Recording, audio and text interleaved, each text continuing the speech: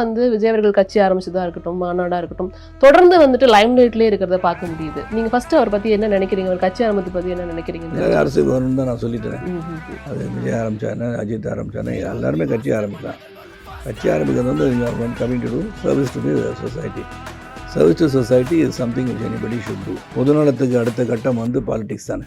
பொதுநல சேவை பண்ணுறீங்கன்னா வந்து ஒரு சர்டன் லிமிடேஷன் மாதிரி இருக்கும். when you come to a position of power, you can do more service to the people.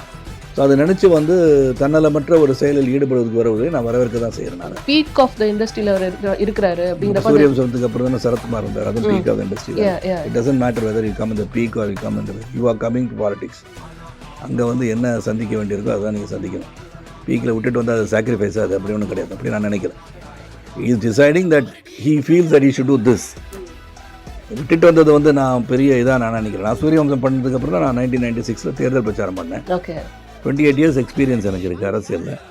அதில் அது வந்து you cannot place that as விட்டுட்டு வந்துட்டார் அதுக்கு வந்து நீ உடனே ஓட்டு போட்டுருன்னு சொல்ல முடியாது.